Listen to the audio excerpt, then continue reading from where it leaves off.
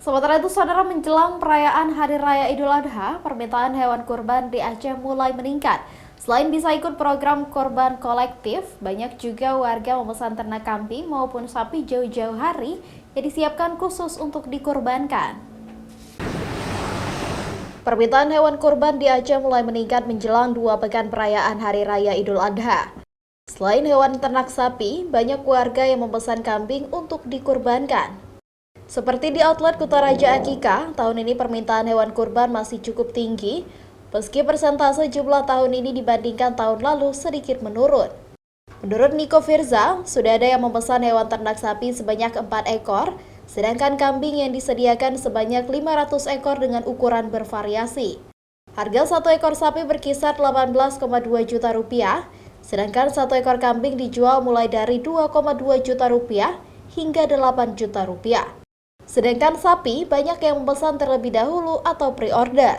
Kalau di tempat kita Kutaraja Akikah itu paling banyak dipesan itu kambing, terutama yang harga di kisaran di bawah harga 3 juta. Karena di tempat kita harga bervariasi dimulai dari harga 2,2 juta dan yang paling tinggi juga tersedia harga 8 juta. Selain itu juga sapi juga kita siapkan walaupun sistemnya itu PO, dan alhamdulillah animo masyarakat juga sangat tinggi untuk kurban sapi, termasuk juga bagi masyarakat yang mau ikut kurban kolektif sapi di tempat kita.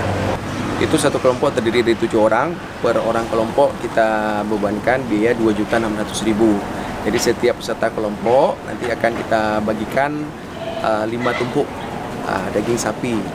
Dan kalau mau lebih juga kita beri keringanan, siapa tahu mungkin ada yang ingin membagikan kepada keluarga atau keluarga miskin yang ada di sekitar rumah konsumen kita.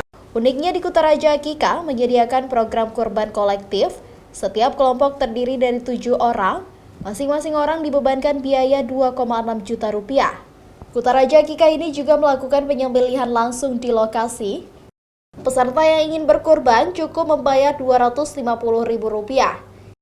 Daging kurban itu sudah siap dikemas dan disalurkan kepada fakir miskin dan penerima kurban.